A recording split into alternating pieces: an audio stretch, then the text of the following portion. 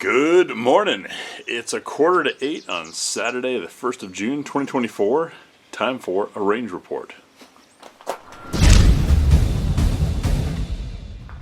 Whoa, whoa, whoa. 7:45 on a Saturday.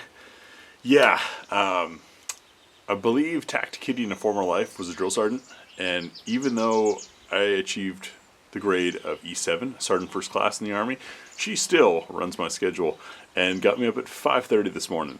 So, as I groggily made my way downstairs, played my phone game for a little bit, and then realized, hey, this is a good time to get out and film some stuff, so packed things up and headed out here.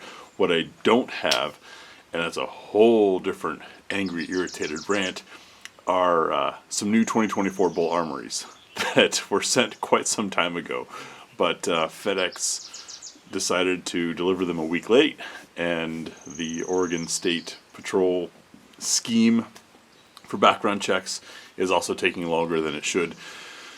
So we're waiting, but I do have some things to knock out, so I figured I'd hit the range anyways. This is a 17-round, 4.1-inch barreled Sig P365, which is kind of crazy. It's thanks to the new polymer grip module from Maskas Precision. Yes, polymer, not their usual billet CNC aluminum, which means more affordable, should mean more available because they're a lot easier to make in high volume. That's given us the 17 rounds. But the 4.1-inch barrel is what I'm out here to check out today. This is from Maskas Precision. It is very handsomely done. They're calling it their XXL slide. Those of you that read gbgunsdepot.com have already seen a little bit of a preview of this. But I want to run it and get a feel for it. You might be saying, well, what's the point if a Sig 365 is supposed to be a little 10-round 3.1-incher? Well, the modularity and versatility of using the fire control unit lets you turn this into this without getting another gun. And depending on where you live or how you feel about the government, or if you have a state like Oregon where sometimes background checks can take ridiculous amounts of time, it's nice to be able to just swap the grip, swap the slide, have the same firearm, no government approval or wait time required, and change the versatility of your firearm. The other thing is, as our readers know, and probably most of you watching, since this small channel tends to be the deeper dive folk anyway, most ammo is made for a 4-inch barrel. And so when you run anything shorter than that, you're risking that ammunition and that projectile not performing as intended. I'm always a fan of a 4-inch. I think 4 1/4 is beautiful. Let's get a little extra velocity. I don't care if the hollow point blows apart. I want it to do its job and stop inside the target, not pass through it because it was going too slow. To check this thing out, we already filmed a little bit of a tabletop close-up, so don't worry, you guys will get to see that too, as well as checking the barrel, which is also from Maskas Precision.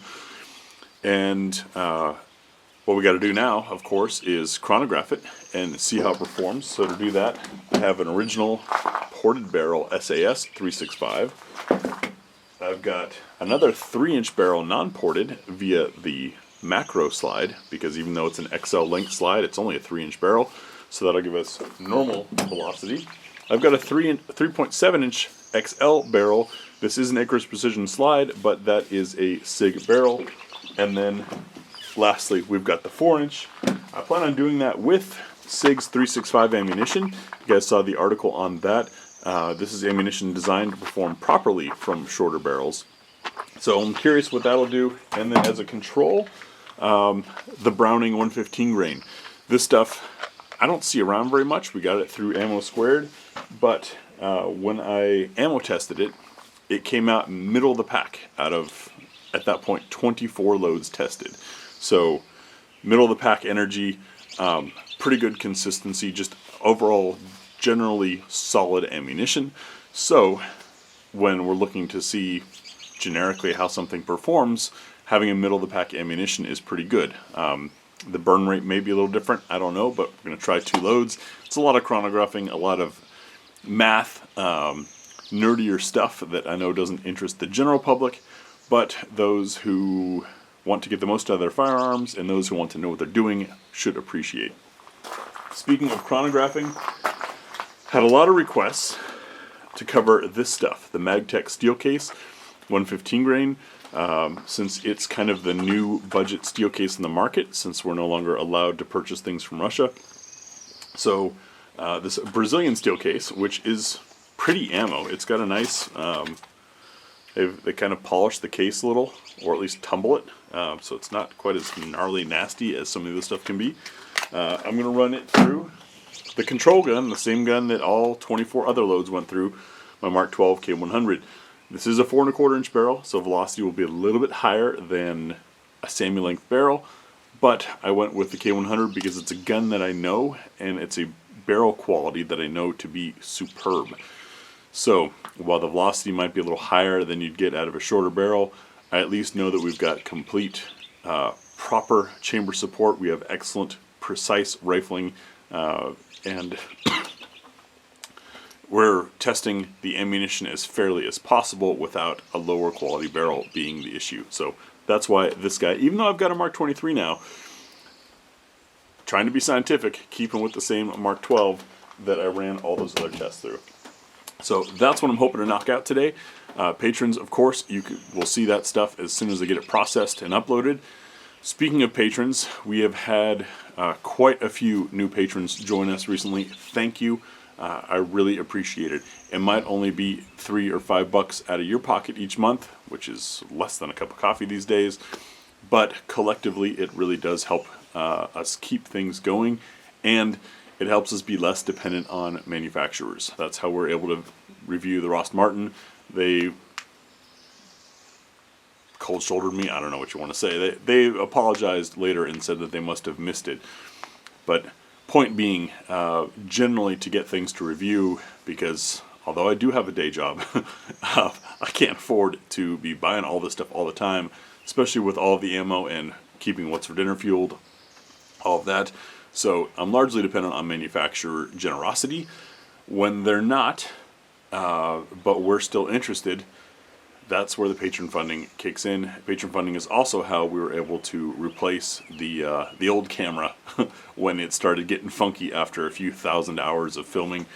The old camera is now the target camera, so by getting a new camera, we're able to add target camera and speed things up and have a little bit cleaner edits, generally, when I do my part. So it improves the channel overall, and I really appreciate that stuff. That's why the patrons get to see the videos immediately, which can be days, weeks, or sometimes even months before they become public. Beautiful morning. I'm going to try to get the stuff knocked out before any heat comes in or other people. It's a public range. Not wealthy enough to have my own shooting spot. I wish. But the videos are always nicer when there's not background noise. It's great when other people are out here shooting. That means that the sport, the hobby, the self-defense mindset of people are numerous. However, the videos are cleaner when there's not somebody shooting in the background. So I'm out here early. Let's get this knocked out, and hopefully you guys will be seeing this soon. Maybe I'll remember to do notes during the videos, as I often forget. However, on this chrono thing, that's a lot of math that I don't do in my head. I do after the fact on my computer, running out. So I may not be able to have solid notes on that. One other bit on this Maskas Precision slide, they teamed up. They don't currently offer fully assembled slides like what I was sent. They're just in the slide and barrel business for now. They sent it because, well, that makes it a whole lot easier and more reasonable for me to review versus having to buy and complete the slide. But they paired up with Angry Bear sights for this serrated blacked out rear and red fiber optic.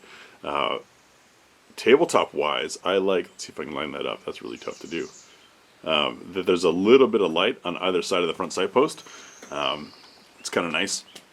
So I think I'll throw the spinner into shooting this slide just to get a feel for those sights, even though that's not the main point of the review.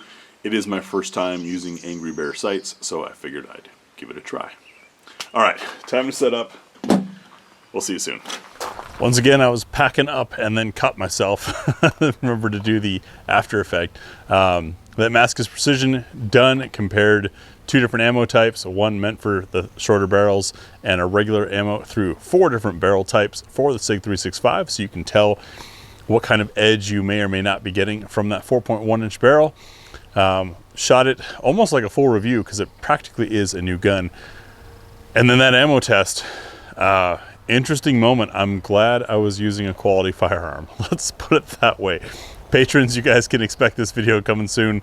Everyone else, I think that ammo test almost deserves its own article because could have been dangerous. I don't know if it was a fluke. I don't know if that's representative of the ammo. Could have been 1 in a million. Could have been 1 in 5 because that's what I was shooting. So thanks for suggesting that because I got to have, you know, a potential life insurance moment. But fortunately, everything turned out well. I'm going to get home and get working on these videos so that the patrons can see them soon. Thanks for watching.